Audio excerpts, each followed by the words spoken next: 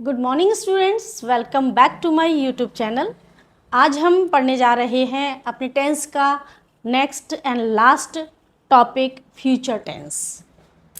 तो टेंस में जैसा कि मैंने आपको बताया था कितने टाइप्स के होते हैं, 3 टाइप्स के, यानी past tense and present tense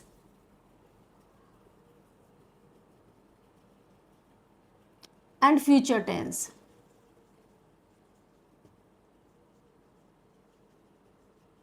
okay, तो मैंने इसका वीडियो बना दिया है और प्लेलिस्ट में पड़ा हुआ है, आप जाकर देख सकते हैं।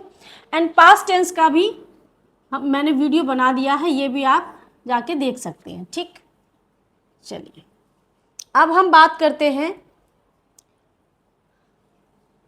फ्यूचर टेंस की।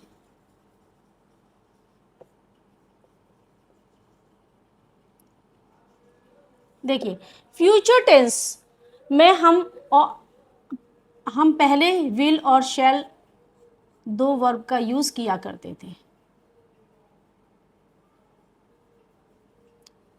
लेकिन प्रेजेंट में हम सारे सब्जेक्ट के साथ विल का ही यूज करते हैं।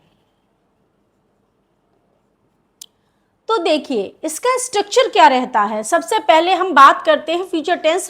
जैसा कि हमने प्रेजेंट टेंस में भी पढ़ा, पास्ट टेंस में भी पढ़ा, हमारे इनके कितने काइंड्स होते हैं। फ्यूचर टेंस 4 टाइप से होता है। 4 टाइप में आता है हमारा। Number 1 simple future,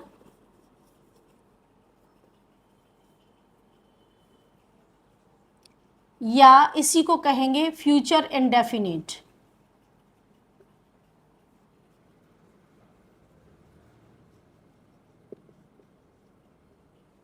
okay, next है हमारा फ्यूचर कॉन्टिन्यूअस।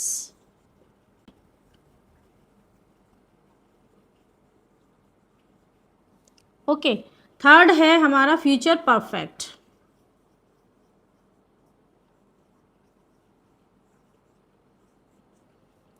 और फोर्थ है future perfect continuous.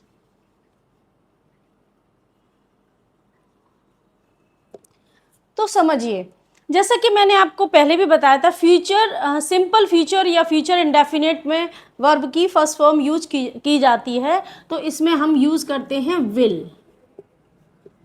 Okay, and future continuous tense में हम किसी काम की कंसिस्टेंसी, निरंतरता, लगातार किसी काम के होने को दर्शाते हैं, तो यहाँ हम यूज करते हैं will be plus ING, V1 ING। Okay, future perfect में हम यूज करते हैं will have V3। And future perfect continuous में यूज किया जाता है विल हैव बीन, V1 में ING।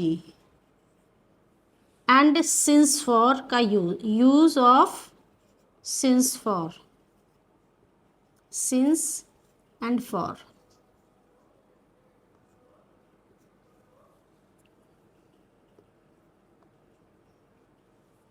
ओके, आई होप यहाँ तक चीज़ें क्लियर हो रही होंगी आपको। हम सिंपल फ्यूचर में या फ्यूचर इंडेफिनिट में हम विल का यूज़ करते हैं, एंड फ्यूचर कंटिन्यूअस में हम यूज़ करते हैं विल बी एंड V1 में ING। फ्यूचर परफेक्ट में यूज़ करते हैं हम we have V3। Okay, and future perfect continuous में हम यूज़ करते हैं will have been plus V1 में ING, यानी फ्यूचर में किसी भी काम को करने का जो एक कंसिस्टेंस लॉन्ग पीरियड है उसको दर्शाया जाता है। तो अब हम 1 बाय 1 थोड़ा सा और डिटेल में समझेंगे। चलिए, तो बेसिकली हमारा जो विल है 6 टाइप से यूज़ किया जाता है, पहले हम वो समझते हैं। नंबर 1 विल हमारा सिंपल फ्यूचर में यूज़ किया जाएगा। नंबर विल बी, थर्ड में will have,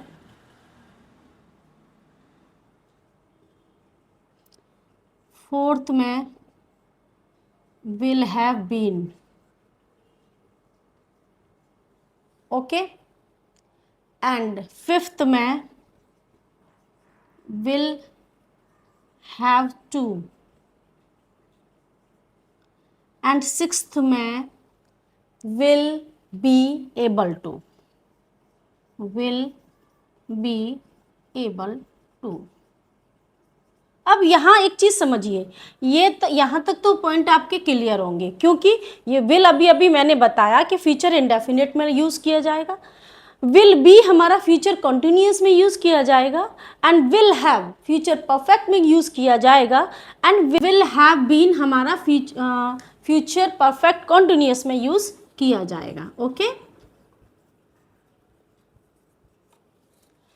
and then will have to, यानी कोई भी काम फ्यूचर में आपको करना पड़ेगा, तो जहां इस तरीके का सेंस आए आपको मजबूरन कोई काम करना पड़ेगा, you have to do this, तो वहां हम विल हैव टू का यूज करेंगे, ओके।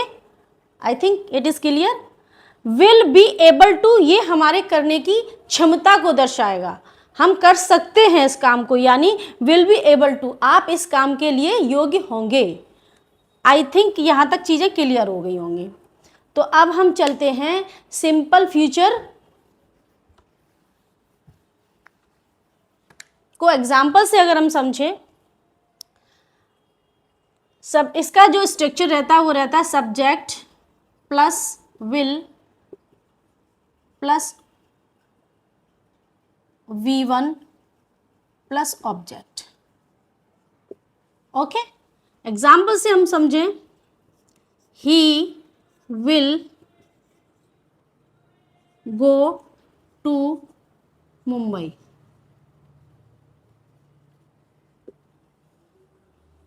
ओके, यहां तक क्लियर है। नेक्स्ट हम इसको समझेंगे, अगर हम दूसरा एग्जाम्पल लें, मैं कल मार्केट जाऊंगा, ठीक, तो I will go to market, is it clear. तो यहां तक आपको समझ आ गया होगा। कहीं भी कोई क्वेरीज है, कोई प्रॉब्लम है, कोई मिस्टेक आपको कुछ भी लग रहा है तो वो आप कमेंट बॉक्स में नोट कर सकते हैं। नेक्स्ट टॉपिक लेते हैं हम फ्यूचर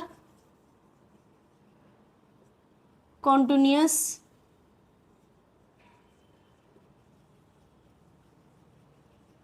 टेंस। देखिए फ्यूचर कॉन्टिन्यूअस टेंस का स्ट्रक्चर जो होता है वो होता है subject plus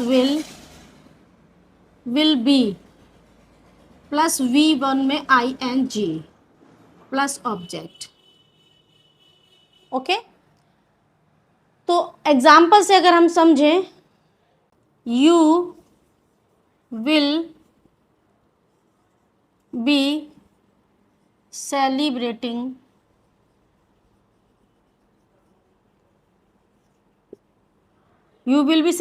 your birthday tomorrow, your birthday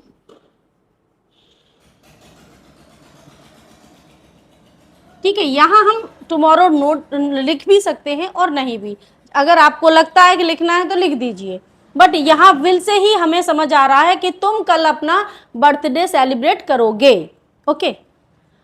एक पॉइंट और मैं 2-3 पॉइंट्स और आपको इन द एंड दूंगी। आई थिंक यहाँ तक क्लियर है आपका। चलिए एक और बना लेते हैं, आई विल बी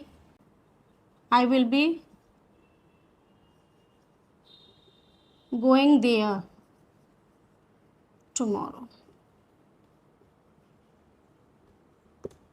मैं कल वहां जा रहा हूँगा। अब यहाँ वहाँ की जगह हम कोई भी वर्ड यूज़ कर सकते हैं, कोई भी सिटी का, जैसे कि कहीं भी जाना है तो उस वर्ड का यूज़ किया जा सकता है।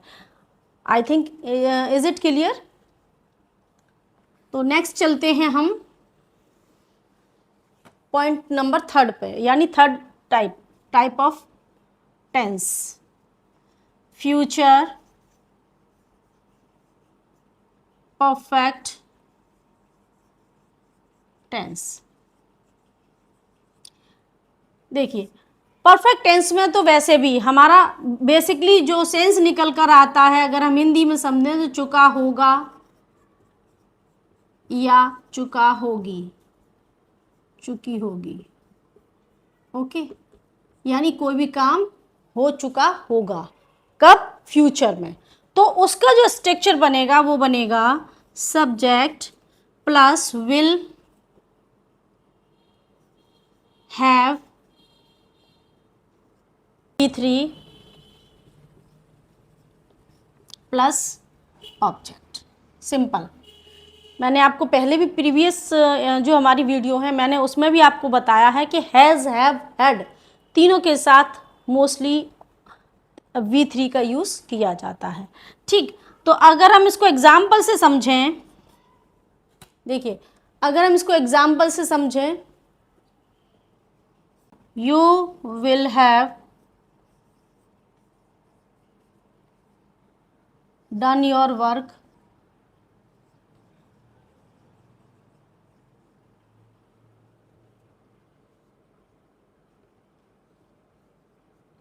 tomorrow।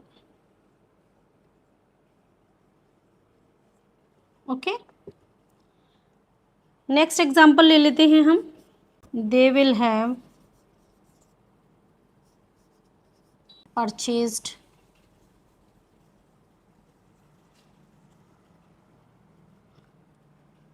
A car. ठीक है, वो एक कार खरीद चुके होंगे। यहाँ सेंस समझ आ रहा होगा, यानी फ्यूचर में किसी भी काम को हमें करना है तो हम उस टाइम तक, एक पर्टिकुलर टाइम तक, यानी यहाँ हमें टाइम शो कराया जाएगा। अभी इन सेंटेंसेस में देखिए, यहाँ टुमारो भी लिख सकते हैं एंड सिंस एंड फॉर का भी यूज किया जा सकता है। ओके, तो सिंस और फॉर का यूज कहाँ करेंगे वो मैं आपको नेक्स्ट उसमें बताती हूँ। नेक्स्ट है हमारा फ्यूचर परफेक्ट कॉन्टिन्यूअस।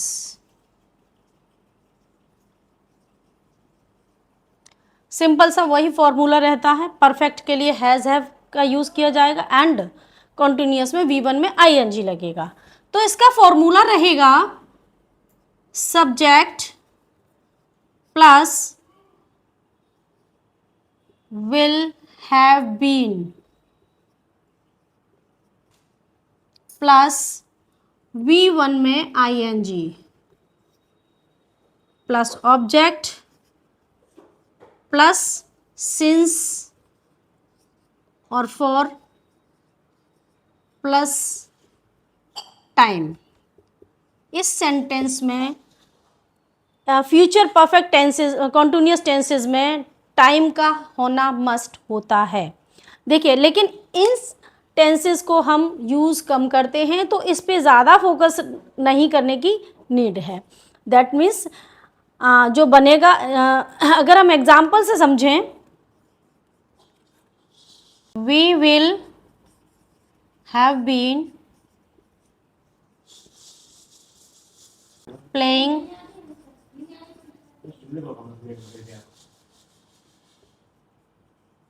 क्रिकेट।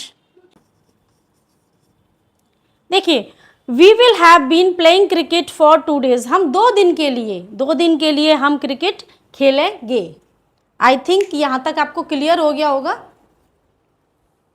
आगे चलते हैं, थोड़ा सा और समझेंगे।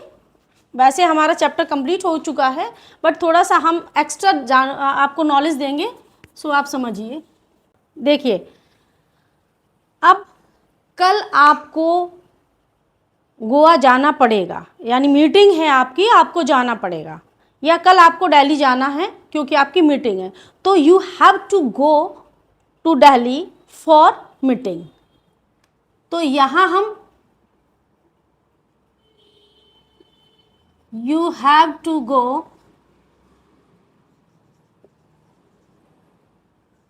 to Delhi for meeting.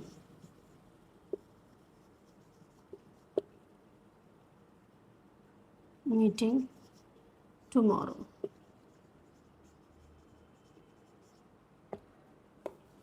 You will have, sorry.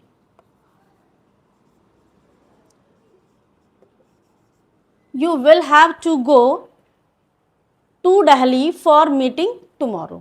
I think यहाँ तक क्लियर हो गया. आपको जाना पड़ेगा, ये क्या दर्शाता है? कंपल्सन.